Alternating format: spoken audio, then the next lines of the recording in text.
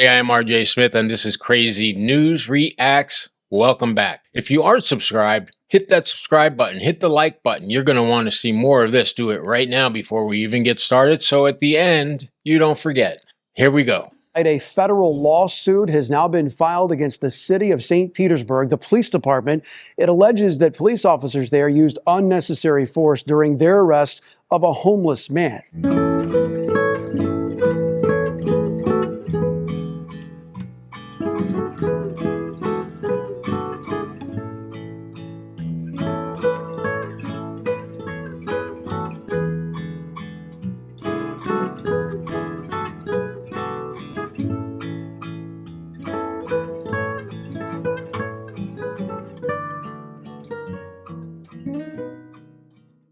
Criminal justice system, there is a crime called, quote, the ride.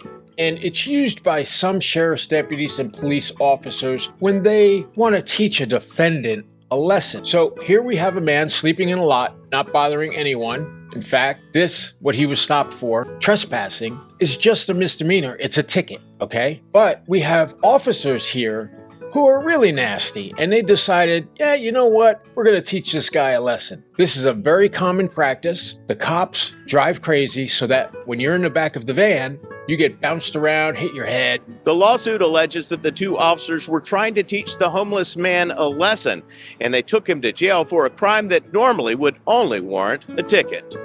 Hey, Roberto. Huh? What are you doing? Oh, I fall asleep.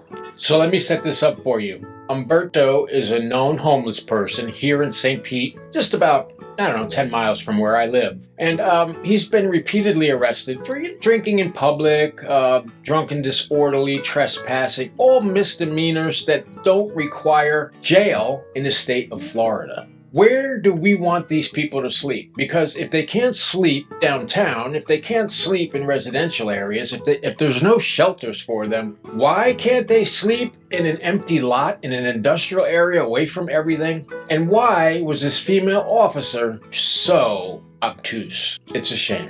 Say it was not the first time it's happened. Yesterday, they filed a lawsuit against a St. Pete police officer for deliberately causing injuries to their client. Tonight, we have some new information about a similar incident that left another homeless man injured involving the same officer. This proves my point. The news is now telling you about these rides that deputies take people on. They are meant to shake up the defendant and teach him a lesson. This guy clearly is out of control, as will be proven when you hear what he has to say coming up. Well, after reviewing police documents and court records, we found two different incidents 2 years apart. One in June 2023 and then the other in June 2021. Now, both of them involve St. Pete police officer Michael Thacker driving a prisoner transport van. And also, in both cases, someone riding inside that vehicle was injured. So Deputy Thacker is a pro. He's an old-timer on this. This is one of his things that he does, evidenced by the second time getting caught. 2021, he did it to someone else, and you're going to see what happened to that person. And now, in 2023, I think it was in August, he did it again to Umberto. Look how long it took for this to come out in the media. And that is only because the family filed a massive lawsuit. This poor guy, his whole life is over. His crime? Sleeping in an empty lot. Everybody else gets a citation, but these cops don't seem like they want to follow the law. They want to put this man in jail. And by the way, when you go to jail, you might say it's just a misdemeanor, but you can die overnight in a jail. In jail, there are people who will kill you. If you get in a fight, anything can happen. So they risked his life by putting him in jail for a ticket. And second of all, they did this. Heriberto Sanchez Mayan was arrested for trespassing. You're leaving your beer cans behind? That's no mice. Yeah, right. That's the one you always drink. St. Pete police had arrested him before. Court records show the homeless man was booked twice in April and once in May for trespassing, a misdemeanor. Beer cans behind Umberto? Oh, those aren't mine. That's the kind you always drink, the officer says with a chuckle and contempt in her voice. Instead of being out there arresting people who are robbing, who are killing, who are raping, who are assaulting, the St. Petersburg Police Department has decided that, let's go after the homeless people who are already living in hell, and let's make it a little more difficult for this guy. Even though what he did really wasn't criminal. Other charges include open container of alcohol and disorderly intoxication. I've decided that you're going to actually go to jail today. I have far too many problems with you. On that day in June last year, body cam video shows St. Pete police officer Michael Thacker putting Sanchez Mayan in handcuffs in front of his body with a belly chain. Far too many problems with this guy. They just read you his arrest reports. He's had low-level ticket offenses. You give tickets and lock people up who have to buy a lawyer who have absolutely nothing. This guy has zero in life. He's barely hanging on. But, listen to what Deputy Thacker, our viral driver, look what he says to this guy. This is his mindset, and this will give you a really good insight into police thinking. There's a certain amount of any crime that should be a felony. Some might find the following difficult to watch. Video from inside Thacker's transport van shows Sanchez Mayan, who was not wearing a seatbelt or safety restraints, falling forward and hitting his head. The officer deliberately stopped short, throwing Mr. Sanchez Mayan into the bulkhead, where he fractured and broke his neck. His mindset is that anyone who is arrested 2 or 3 times for being drunk, homeless, or sleeping, that they should get a felony.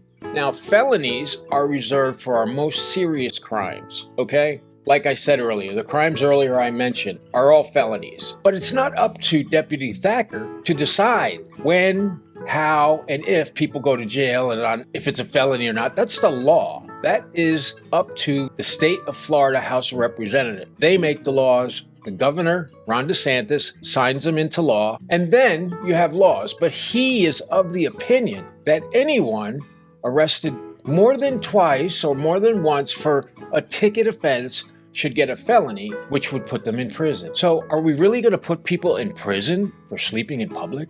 He's now paralyzed and had to have both legs amputated. The officer that was driving that vehicle had done this before. Attorney Thomas Scalero sent Fox 13 this document that his office received from St. Pete Police, who separately confirmed that in 2021, a person was injured while inside a transport van Thacker was driving. Imagine if a family member of yours is harassed in this way and is put inside a van that I just explained and is intentionally injured by this guy Thacker, who has a history of doing it. What would you do? You would have an absolute fit, right? Because this guy now was paralyzed and he had to have his legs cut off because the way they removed him from that van, everyone knows when you have injuries, you are not supposed to be moved. Call the ambulance, let them deal with it. But no, this guy pulls him out, lets his body slam onto the ground, his head slams on the ground, then they move his head around, his neck and his body. Totally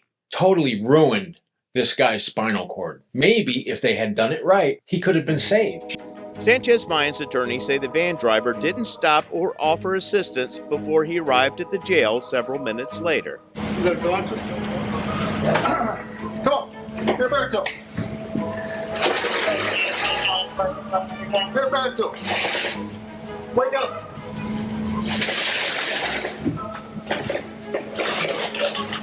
Roberto. Roberto, wake up. Wake up. Wake up. Wake up. They literally pulled him out by his ankles, where his head could be seen bopping on the floor, then bopping on the door, then bopping on the bumper, then ultimately bopping on the pavement. Sanchez Mayan is now paralyzed, lost both legs, and lives in a nursing home. Of any crime that should be a felony. There's a certain amount of any crime that should be a felony. There's a certain amount of any crime that should be a felony. Some might find the following difficult to watch. Video from inside Thacker's transport van shows Sanchez Mayan, who was not wearing a seatbelt or safety restraints, falling forward and hitting his head. The officer deliberately stopped short, throwing Mr. Sanchez Mayan into the bulkhead, where he fractured and broke his neck. He's known to do this. How many times has he done this where he wasn't caught, where the injuries weren't severe enough for him to be labeled or for him to be investigated or charged, whatever you want to call it? How many times? Deputy Thacker, I think you're right. We should charge you with a felony. There's a certain amount of any crime that should be a felony. There's a certain amount of any crime that should be a felony. There's a certain amount of any crime that should be a felony. This is one of those bad police officers that I've told you guys about over the last year that I started this channel. They look normal. You would think they're normal. And you wouldn't expect them to talk to someone like this or pull this crazy ass ride, which it's known nationally. This is not an isolated incident. This is a policy, an unspoken policy. And until we, society, wakes up and looks at this, it's going to continue happening. How many times do we have to watch somebody being murdered or hurt by police before we change the laws? Look, if I did this to somebody, I would be in jail right now for attempted murder, at least aggravated battery, 2 major felonies. But because he's a police officer, he has qualified immunity, which means it's very hard to sue him. But because this guy did it once before, the family filed a federal lawsuit, which aims, and I think rightfully so, that Thacker deprive Humberto of his constitutional rights. And that is going to be a huge problem for the St. Pete Police Department at trial. Thanks, guys. I had to do this one for you because I'm from here, and if I don't report it, who will? I'm RJ Smith. See you right back here tomorrow.